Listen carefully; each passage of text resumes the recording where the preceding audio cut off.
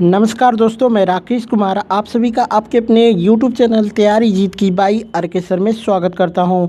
और दोस्तों आज हम बात करेंगे एसएससी एमटीएस एग्ज़ाम एनालिसिस 2023 की। जी हाँ दोस्तों, 9 मई 2023 को एसएससी एमटीएस के तीनों शिफ्टों का एग्ज़ाम ख़त्म हो चुका है। और दोस्तों तीनों शिफ्टों के 100% रियल क्वेश्चंस मुझे मिल चुके हैं। इस बात पे वीडियो को लाइक शेयर ज़रूर करिएगा। और दोस्तों अगर आपको शिफ्ट वाइज PDF चाहिए तो डायरेक्टली आप इस व्हाट्सएप नंबर पर भेज सकते हैं। अदरवाइज सभी शिफ्टों का PDF एक साथ देखना है तो आप हमारे टेलीग्राम ग्रुप को ज्वाइन कर लीजिएगा, जिसका लिंक वीडियो के डिस्क्रिप्शन में दिया गया है। दोस्तों आप हमारे व्हाट्सएप ग्रुप को भी ज्वाइन कर सकते हैं, जिसका लिंक वीडियो के डिस्क्रिप्शन में दिया गया है। चलिए वीडियो को लाइक शेयर कर दीजिए। क्वेश्चन देखते हैं। पहला प्रश्न आया था कि जिम कॉर्बेट नेशनल जो कि पार्क है किस राज्य में स्थित है, तो ये नैनीताल उत्तराखंड में स्थित है। बात करते हैं जिम कॉर्बेट राष्ट्रीय उद्यान उत्तराखंड के नैनीताल जिले में स्थित सबसे बड़ा टाइगर रिजर्व है। बात करते हैं इसकी स्थापना 1936 में हुई थी। यह बड़ी संख्या में बाघों का घर होने के लिए प्रसिद्ध है, जो किसी भी भारतीय राष्ट्रीय उद्यान में सबसे अधिक है। ठीक है, वहीं बात करते हैं पार्क 520 वर्ग किलोमीटर में फैला हुआ है और इसके पूरे क्षेत्र में पहाड़ियाँ, दलदली अवसाद, नदी के किनारे घास के मैदान और एक बड़ी झील शामिल है। यह भारत का सबसे पुराना और सबसे प्रतिष्ठित राष्ट्रीय उद्यान है, तो इसको भी याद रखिएगा। नेक्स्ट क्वेश्चन देखते हैं। शाश्वती सेन किस लोक नृत्य से संबंधित है, तो इसका राइट आंसर हो जाएगा दोस्तों कथक से। ये बिरजू महाराज की शिष्या हैं। ठीक है, तो इसको भी याद रखिएगा। एक प्रश्न आया था कि लवलीना बोरगोहेन किस खेल से संबंधित है, तो इसका राइट आंसर हो जाएगा मुक्केबाजी। जी दोस्तों, लवलीना बोरगोहेन असम की भारतीय मुक्केबाज हैं, जिन्होंने टोक्यो ओलंपिक गेम्स 2020 में मुक्केबाजी के सेमीफाइनल मैच में अपनी जगह बनाई थी और ब्रॉन्ज मेडल जीता था। ठीक है, नेक्स्ट क्वेश्चन देखते हैं। 1867 में आत्माराम पांडुरंग ने किस समाज की स्थापना की थी, ये क्वेश्चन आया था। तो प्रार्थना समाज की स्थापना उन्होंने की थी। बात करते हैं तो प्रार्थना समाज हिंदू धर्म के भीतर एक सुधार आंदोलन था। यह बॉम्बे भारत में जो कि एक धार्मिक और सामाजिक सुधार आंदोलन था, बॉम्बे में शुरू हुआ था। प्रार्थना समाज की स्थापना 1867 में हुई थी। इसकी स्थापना दादोबा पांडुरंग और आत्माराम पांडुरंग ने की थी। यह आंदोलन महाराष्ट्र में धार्मिक और सामाजिक सुधार पर केंद्रित था। महादेव गोविंद रानाडे के शामिल होने के बाद प्रार्थना समाज की लोकप्रियता बढ़ी थी। वहीं बात करते हैं दोस्तों, तो वीरसलिंगम पतुलू तेलुगु सुधारक थे, जिन्होंने दक्षिण भारत में प्रार्थना समाज को प्रोत्साहित किया था। प्रार्थना समाज द्वारा सुबोध पत्रिका नामक समाचार पत्र चलाया गया था। इसकी शुरुआत सामाजिक जागरूकता के लिए की गई थी। वहीं बात करते हैं, यह मराठी अंग्रेजी भाषा में प्रकाशित हुआ था। बात करते हैं दोस्तों ब्रह्म समाज। ठीक है, ब्रह्म समाज के जो कि संस्थापक थे राजा राम मोहन राय ने 1828 में ब्रह्म समाज की स्थापना की, जिसे बाद में ब्रह्म समाज का नाम दिया गया था। इसका मुख्य उद्देश्य शाश्वत भगवान की पूजा था। यह जो कि पौरोहित्य कर्मकांडों और बलिदानों के विरुद्ध था। वहीं बात करते हैं आर्य समाज की, तो इसकी स्थापना 1875 में स्वामी दयानंद सरस्वती ने बॉम्बे में की थी। स्वामी दयानंद सरस्वती ने वेदों की ओर लौटो और वेद सभी ज्ञान के स्रोत हैं का नारा भी दिया था, तो इसको भी याद रखिएगा। बात करते हैं परमहंस मंडली की, तो इसकी स्थापना 1849 में दादोबा जो कि पांडुरंग और बाल शास्त्री जम्भेकर ने पूना, सतारा और महाराष्ट्र के अन्य शहरों में की थी। इसके संस्थापक एक ईश्वर में विश्वास करते थे और मुख्य रूप से जाति के नियमों को तोड़ने में रुचि रखते थे। इसकी सभाओं में सदस्यों ने निम्न जाति के लोगों द्वारा पकाए गए भोजन को ग्रहण किया था। वे महिलाओं के लिए शिक्षा और विधवा पुनर्विवाह में भी विश्वास करते थे। ठीक है, तो इन सब चीज़ों को याद रखिएगा। एक प्रश्न आया था कि म्यांमार की सीमा किस राज्य से नहीं लगती है, ऑप्शंस के अकॉर्डिंग बताना था, तो ये ऑप्शंस कमेंट करके बताइएगा क्या दिया हुआ था। बात करते हैं तो अरुणाचल प्रदेश, नागालैंड, मणिपुर और मिजोरम, ये 4 राज्य हैं जो कि म्यांमार के साथ इनकी सीमा लगती है। अगर जो नहीं लगा है दोस्तों इन चारों से अलग होगा तो एक बार कमेंट करके बताइएगा। वीडियो थोड़ी सी भी अच्छी लगेगी तो लाइक कर जरूर करिएगा। नेक्स्ट क्वेश्चन देखते हैं, निम्नलिखित में से कौन महाराष्ट्र का लोक नृत्य है, तो इसका राइट आंसर हो जाएगा दोस्तों लावड़ी। जी हाँ दोस्तों, लावड़ी जो कि महाराष्ट्र का लोक नृत्य है, ये ऑप्शंस में भी आपके दिया गया था। नेक्स्ट क्वेश्चन देखते हैं, जनगणना 2011 के अनुसार दूसरा सबसे अधिक जनसंख्या वाला राज्य कौन है, ये पूछा गया था, तो इसका राइट आंसर हो जाएगा महाराष्ट्र। पहले नंबर पे उत्तर प्रदेश है।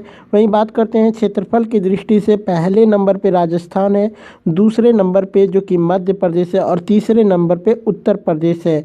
ठीक है, तो जनसंख्या से काफ़ी क्वेश्चंस रिपीट हो रहे हैं। एक क्वेश्चंस और आया था कि टॉप 10 देशों की जनसंख्या में कौन शामिल नहीं है, तो उसमें एक ऑप्शंस कनाडा था, जो कि कनाडा का नाम जो कि टॉप 10 से बाहर है दोस्तों। कनाडा क्षेत्रफल की दृष्टि से दूसरा सबसे बड़ा देश है, लेकिन जनसंख्या के मामले में ये 30 से भी ऊपर है, तो इसलिए ऑप्शंस में कनाडा दिया हुआ था, जो कि बिल्कुल सही आंसर हो जाएगा। एक प्रश्न आया था कि लोकसभा के पीठासीन अधिकारी को क्या कहते हैं, यानी लोकसभा के सबसे बड़े अधिकारी को क्या कहते हैं, जो लोकसभा का अध्यक्ष होते हैं उनको कहते हैं, यानी स्पीकर को कहा जाता है, लोकसभा के स्पीकर को। एक प्रश्न आया था कि वायुमंडल की सबसे ठंडी परत कौन सी होती है, तो इसका राइट आंसर हो जाएगा मध्य मंडल। ठीक है, एक प्रश्न और आया था दोस्तों कि प्रधानमंत्री जन धन योजना के तहत 12 अक्टूबर 2022 तक सर्वाधिक खाते किस राज्य में खोले गए थे, तो इसका राइट आंसर हो जाएगा उत्तर प्रदेश। ठीक है, एक प्रश्न और आया था दोस्तों यहाँ पे कि हरिवंश राय बच्चन की आत्मकथा कौन सी है, in the afternoon of time आपका राइट आंसर हो जाएगा। कोशिका भित्ति का प्रमुख कार्य क्या है, ये क्वेश्चंस भी आया था, तो कोशिका भित्ति का मुख्य कार्य जो कि कोशिका को आकृति प्रदान करना एवं प्रोटोप्लाज्म की रक्षा करना होता है। ऑप्शंस क्या थे एक बार कमेंट करके बताना।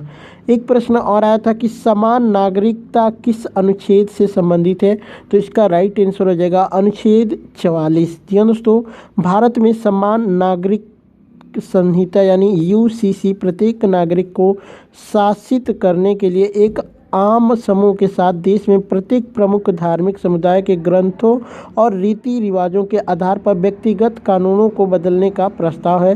संविधान में राजनीति के निर्देशक सिद्धांत के रूप में अनुच्छेद 44 में समान नागरिक संहिता के लिए एक प्रावधान है, जिसमें कहा गया है कि राज्य पूरे भारत के पूरे राज्य में नागरिकों के लिए एक समान नागरिक संहिता को सुरक्षित करने का प्रयास करेगा।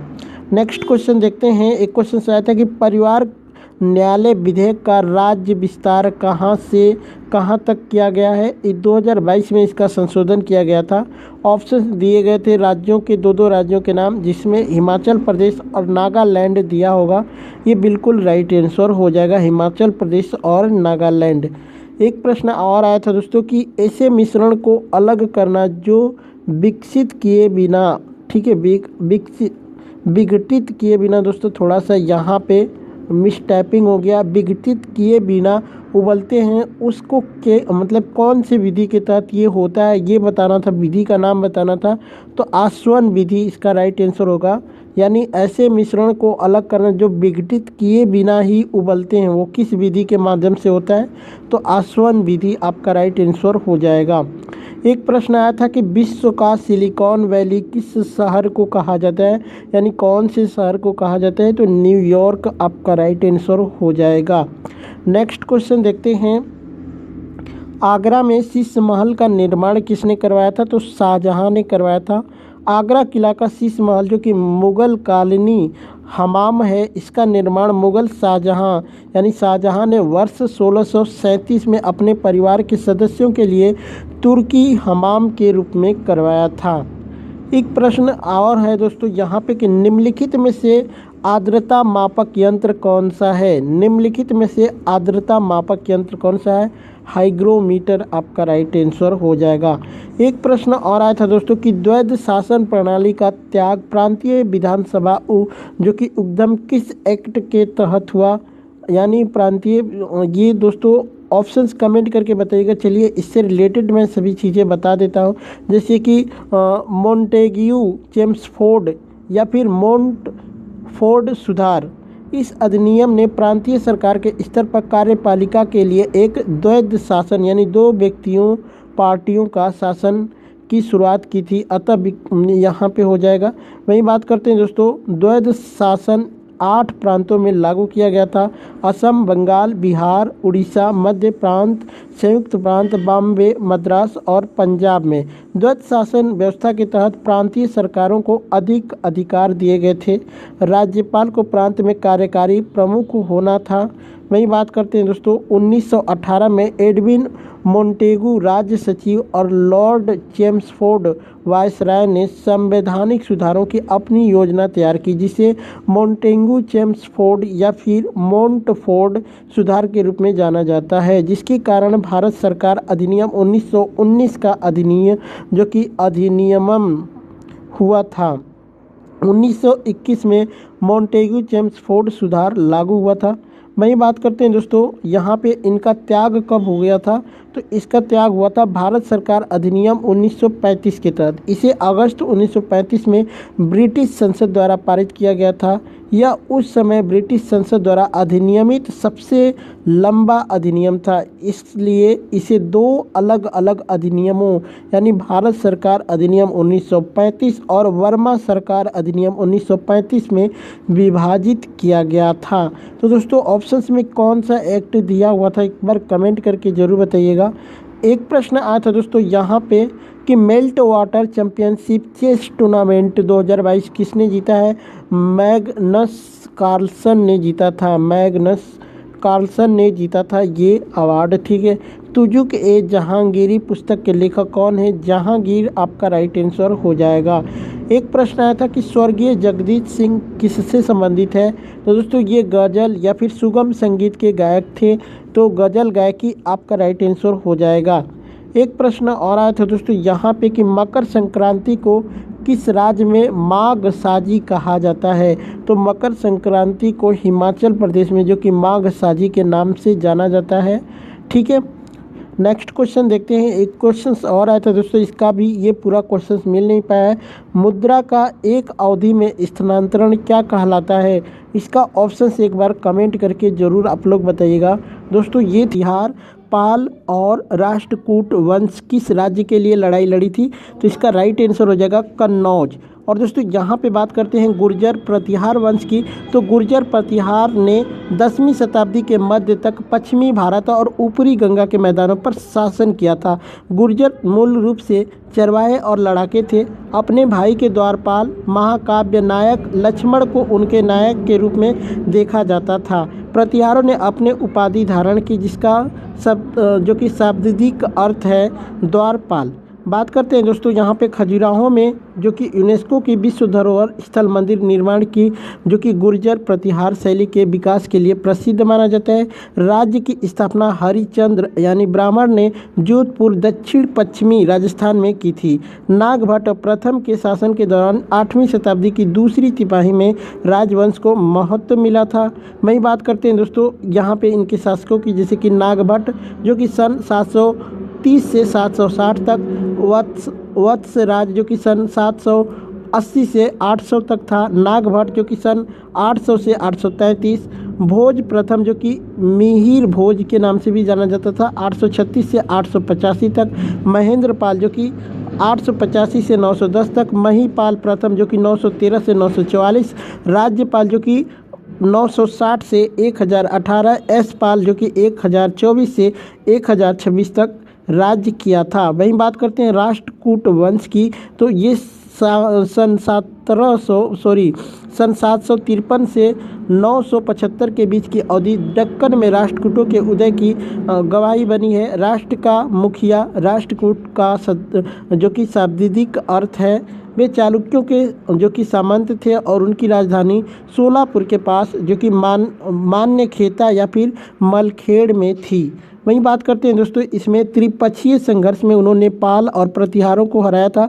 उन्होंने कांची के पल्लवों, मदुरै के पांड्यों और वेंगी के पूर्वी चालुक्यों के खिलाफ जो कि लड़ाई लड़ी थी। अरब व्यापारियों को उनके शासनकाल के दौरान मस्जिदों का निर्माण करने की अनुमति दी गई थी, जो उनके उदार रवैये की गवाही देता है।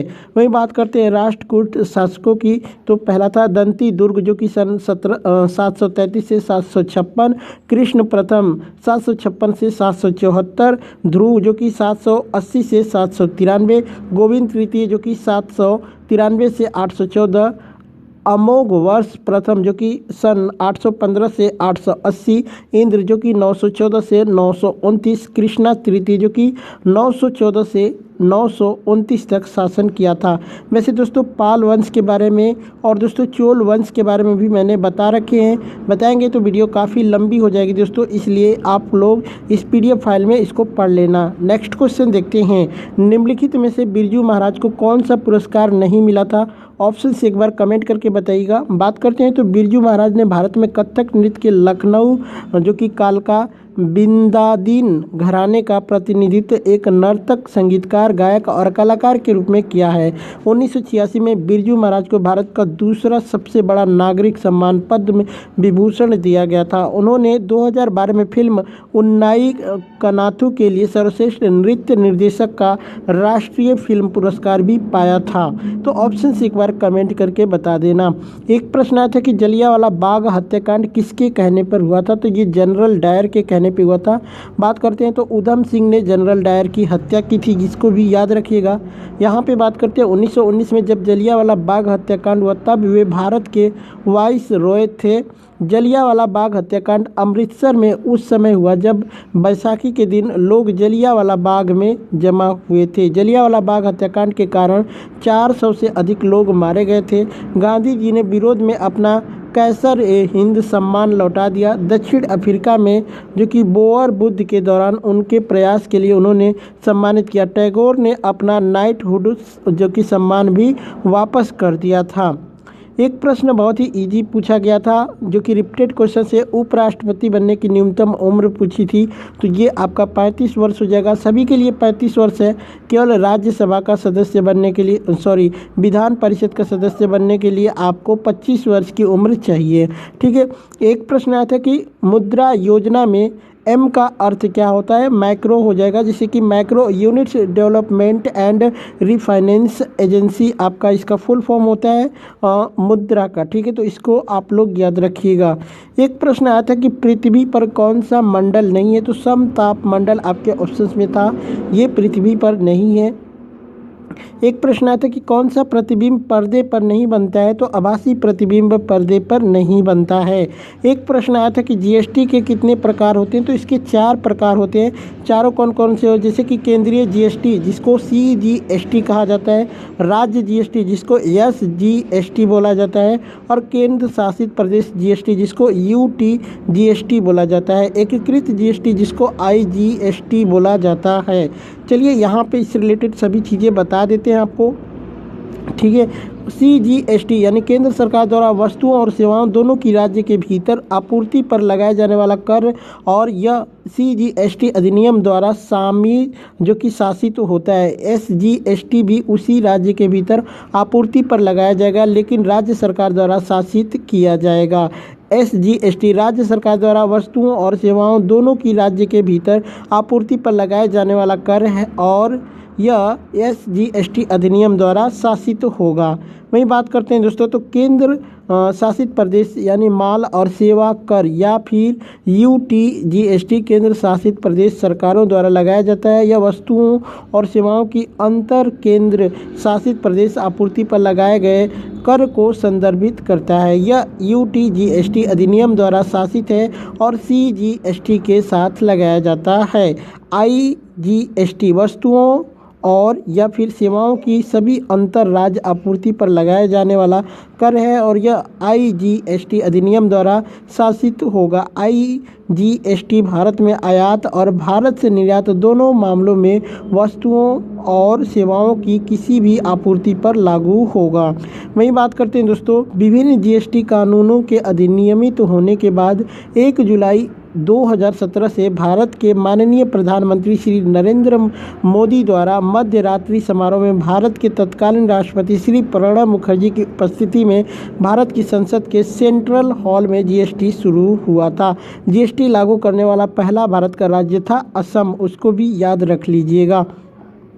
और दोस्तों पूरे वर्ल्ड में पहली बार GST जो कि फ्रांस में लागू हुआ था, इसको भी याद रखिएगा।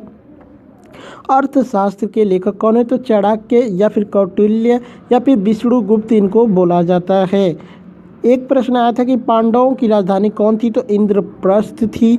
बात करते हैं इंद्रप्रस्थ यानी इंद्रदेव का शहर यानी पाली, जो कि इंदापट्टा संस्कृत यानी इंद्रप्रस्थ भारत के केंद्र शासित प्रदेश दिल्ली में स्थित एक प्राचीन शहर या प्राचीन भारत के राज्यों में से एक था। महान भारतीय महाकाव्य महाभारत के अनुसार यह पांडवों की राजधानी मानी जाती है, तो इसको याद रखिएगा।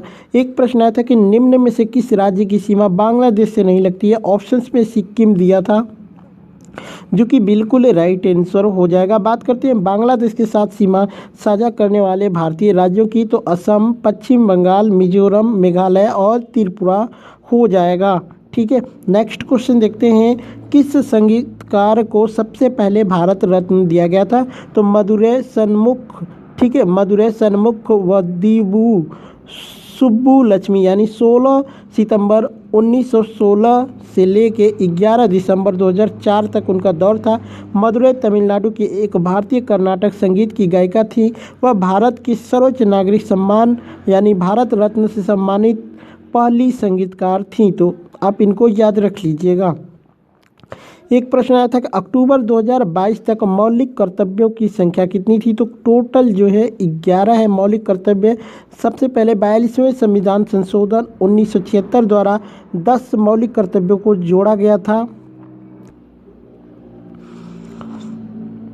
उसके बाद दोस्तों 86वां संविधान संशोधन अधिनियम 2002 के तहत 11वां मौलिक कर्तव्य जोड़ा गया था। 11वां मौलिक कर्तव्य जो कि 6 से 14 वर्ष के बच्चों को अनिवार्य शिक्षा का प्रावधान करता है। एक प्रश्न आया था दोस्तों, बौद्ध परिषद को क्या कहते हैं? एग्जैक्ट में ये क्वेश्चन बौद्ध परिषद से ही रिलेटेड था, लेकिन क्या था कमेंट करके एक बार बताइएगा ऑप्शंस क्या थे। चलिए इससे रिलेटेड मैं सभी चीज़ें बता देता हूँ। जैसे कि बौद्ध धर्म का पथ जिसने वर्तमान बौद्ध धर्म को जन्म दिया है, कई जो कि शास्त्रीय देवियों में आयोजित विभिन्न परिषदों में विकसित हुआ है। महायान और थेरवाद नामक 2 सबसे पुराने बौद्ध संप्रदायों का विकास प्रारंभिक बौद्ध संगीति यानी हो सकता है कि उसको संगीति बौद्ध संगीति बोला जाता था, यानी कि बुद्धिस्ट काउंसिल इन हिंदी के दौरान हुए सबसे प्रमुख बदलाव में से एक था। कई मूल बौद्ध सूत्रों और जो कि शिक्षाओं के अनुवाद की तरह प्रारंभिक बुद्ध संप्रदायों के इतिहास में कई परिवर्तन हुए हैं। समय के साथ साथ कई बौद्ध संगीतियाँ आयोजित की गई थी, जिनमें 4 सबसे महत्वपूर्ण परिषदों द्वारा बौद्ध धर्म के प्रसार को विस्तारित किया गया था। आप ऑप्शंस कमेंट करके एक बार बताइएगा। क्वेश्चंस आया था कि तराइन का प्रथम युद्ध किनके बीच में हुआ था? तो मोहम्मद गौरी और पृथ्वीराज तृतीया या फिर पृथ्वीराज चौहान के बीच में हुआ था। बात करते हैं तराइन का युद्ध जो कि अब हरियाणा में थानेसर में पड़ता है, 1191 और 1192 में लड़ी गई थी। यह अजमेर के पृथ्वीराज जो कि चौहान तृतीया और जो कि घुरिद वंश के मोहम्मद गौरी के बीच लड़ा गया था। दोनों शासक अपने क्षेत्र के विस्तार के लिए महत्वाकांक्षी थे और तबर हिंद यानी क्षेत्र का नाम था, उनके बीच संघर्ष का एक बिंदु था। वही बात करते हैं दोस्तों, पृथ्वीराज ने पहली लड़ाई जीती और गौरी की सेनाओं को पूरी तरीके से भगा दिया था। वही बात करते हैं दूसरी लड़ाई में गौरी ने जीत हासिल की और यह भारत के इतिहास में महत्वपूर्ण मोड़ था, क्योंकि इसने भारत में तुर्की शासन की नींव रखी थी। ऐसा कहा जाता है कि युद्ध में पृथ्वीराज को पकड़ लिया गया था और बाद में उन्हें गौरी द्वारा मार दिया गया था। पृथ्वीराज के दरबारी कवि चंद्रबरदाई ने कहा कि पृथ्वीराज अंधा हो गया था और उसने चंद्र जो कि बरदाई की कविता की मदद से गौरी की हत्या कर दी। ठीक है, वही बात करते हैं दोस्तों यहाँ पे कि उसने जो कविता कही थी, 4 बांस 24 गज अंगुल अष्ट प्रमाण ता उमर सुल्तान मत चुक चौहान, ये कविता उसने कही थी। एक क्वेश्चन आया था दोस्तों, 2022 तक मालदीव की राजधानी कौन है? तो मालदीव गणराज्य की राजधानी और सबसे बड़ा शहर है माले।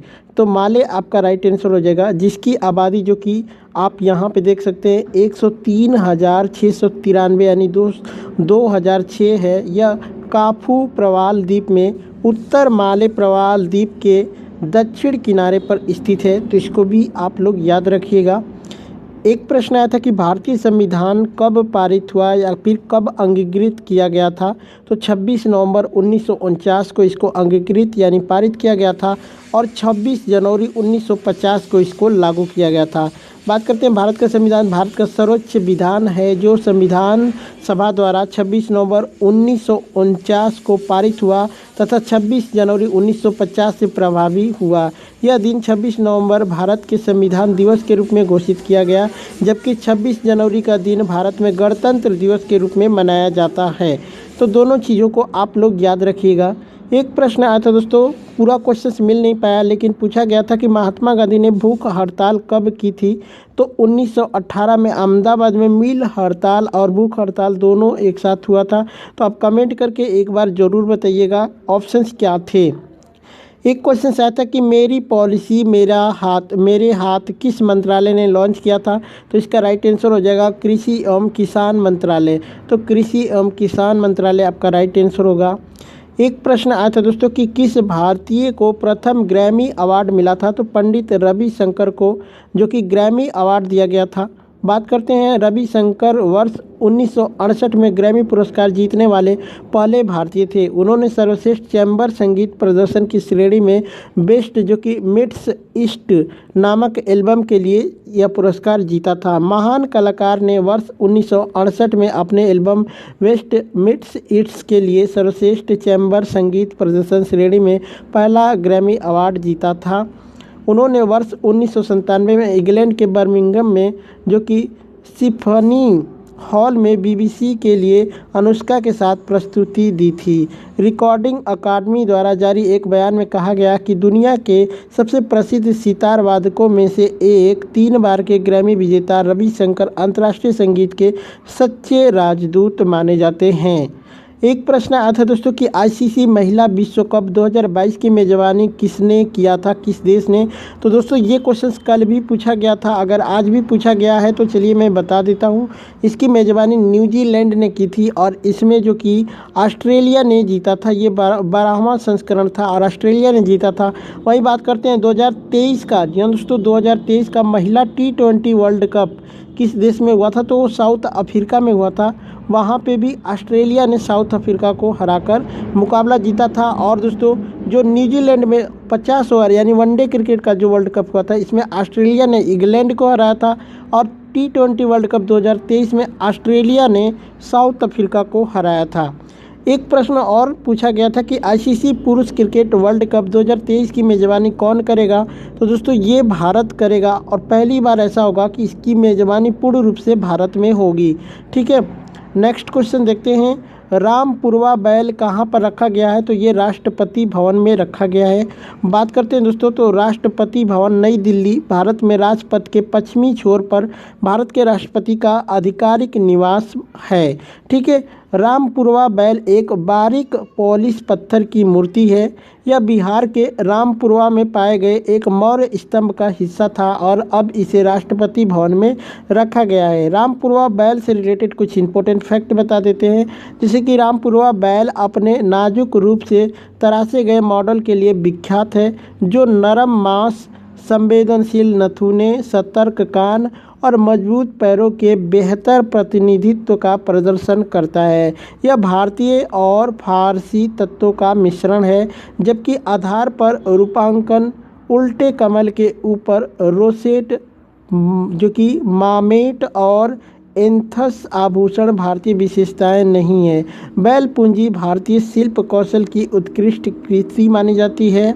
वहीं बात करते हैं तो कहा जाता है कि रामपुरवा बैल की मूर्ति में जो कि मखमली स्पर्श है। यह डॉक्टर राजेंद्र प्रसाद और पंडित नेहरू की पहल थी, जिन्होंने इतिहास के इस अनमोल टुकड़े में गहरी दिलचस्पी ली थी। उन्होंने फैसला किया कि यह नवनिर्मित राष्ट्रीय संग्रहालय भवन में स्थानांतरित होने के बजाय राष्ट्रपति भवन में रहेगा, जो वर्ष 1960 में जनपथ पर बना था। नेक्स्ट क्वेश्चन देखते हैं, गर्भपात की अवधि को बढ़ाकर कितना किया गया है? तो ये 20 हफ्तों से बढ़ाकर इसको 24 हफ्ते कर दिया गया है। तो 20 हफ्ते से बढ़ाकर 24 हफ्ते कर दिया गया है। नेक्स्ट क्वेश्चन देखते हैं, टमाटर में कौन सा अम्ल पाया जाता है? ऑक्जेलिक अम्ल पाया जाता है टमाटर में, पके हुए टमाटर में। एक प्रश्न आया था कि मारियाना गर्त कहाँ पे स्थित है? ये जो कि प्रशांत महासागर में स्थित है। बात करते हैं तो मारियाना गर्त यानी विश्व का एक प्रमुख और बहुत ही गहरा महासागरीय गर्त है। यह पश्चिमी प्रशांत महासागर में मारियाना द्वीप समूह से 200 किलोमीटर या फिर 124 मील पूर्व में स्थित है। तो आपका राइट आंसर क्या होगा? प्रशांत महासागर राइट आंसर हो जाएगा। एक प्रश्न आया था दोस्तों कि आधुनिक आवर्त सारणी के जनक कौन है? तो आधुनिक आवर्त सारणी के जनक दिमित्री मेंडलीव हैं, जो कि 1869 में अपनी आवर्त सारणी प्रकाशित की थी।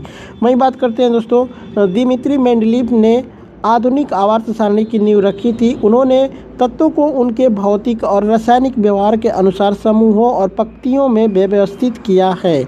मेंडलीव ने तत्वों को उनके परमाणु द्रव्यमान और भौतिक गुणों के आधार पर व्यवस्थित किया। मेंडलीव ने अज्ञात तत्वों के कुछ गुणों की भी भविष्यवाणी की थी, जिनसे तालिका के भीतर अंतराल को भरने की उम्मीद थी। उनकी ज़्यादातर जो कि भविष्यवाणियाँ सही साबित हुईं। बात करते हैं यहाँ पे, तो किसी भी तत्व के भौतिक और रासायनिक गुण के उनके परमाणु क्रमांक के आवर्त फलन होते हैं। इसे मास्ले द्वारा प्रस्तावित आधुनिक आवर्त नियम के रूप में जाना जाता है। मास्ले ने आवर्त सारणी में तत्वों को परमाणु क्रमांक के आधार पर व्यवस्थित किया था। वहीं बात करते हैं, अर्नेस्ट रदरफोर्ड ने 1911 में परमाणु के नाभिकी की खोज की थी। 1932 में जेम्स चैडविक ने न्यूट्रॉन की खोज की थी। वहीं बात करते हैं यहाँ पे कुछ मिस्टेक पॉइंट की, इंपॉर्टेंट पॉइंट की, ठीक है। यहाँ पे जब मेंडलीव ने अपनी आवर्त सारणी विकसित की तो रसायनज्ञों को परमाणुओं की जो कि आंतरिक संरचना के बारे में कुछ नहीं पता था। ये मिस्टेक जो कि पॉइंट है, इसको याद कर लीजिएगा। हालांकि 20वीं सदी की शुरुआत में उप परमाणु कणों के सिद्धांतों में गहन विकास देखा गया। 1913 में अंग्रेजी भौतिकी विज्ञानी हेनरी मास्ले ने तत्वों के विशिष्ट एक्सरे जो कि स्पेक्ट्रा में नियमितता देखी। इसलिए मेंडलीव के आवर्त सारणी नियम को तदनुसार संशोधित किया गया। इसे आधुनिक आवर्त नियम के रूप में भी जाना जाता है।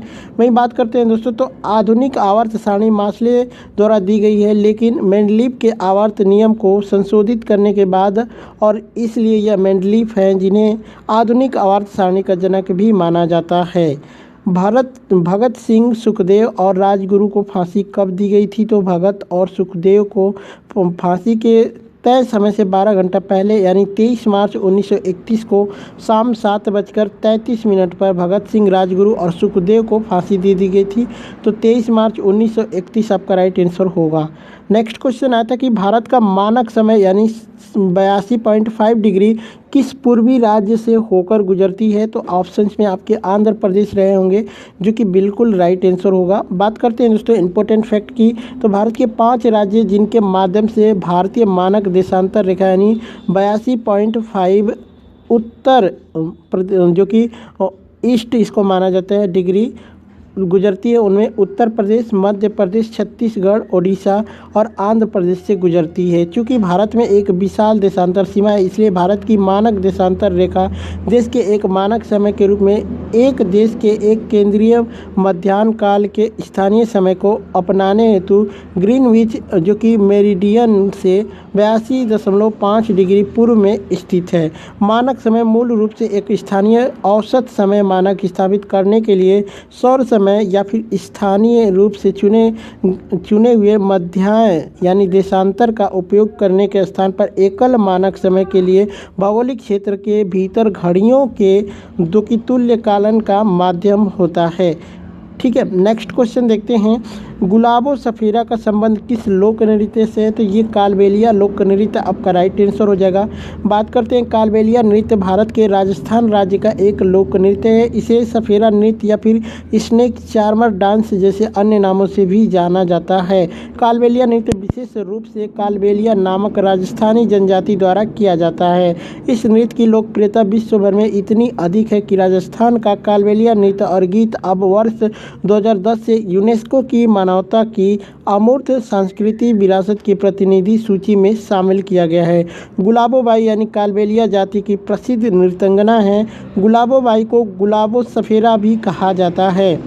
बात करते हैं कालबेलिया नृत्य की, जो इसमें अलग अलग कड़ियाँ हैं, जिसमें कि पनिहारी नृत्य पुरुषों और महिलाओं दोनों द्वारा किए जाने वाला नृत्य है।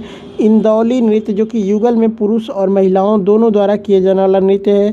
सांकरिया नृत्य जो कि नृत्य एक युगल के प्रेम प्रसंग पर आधारित है। बगड़िया नृत्य, यह नृत्य महिलाओं द्वारा भीख मांगते समय किया जाता है।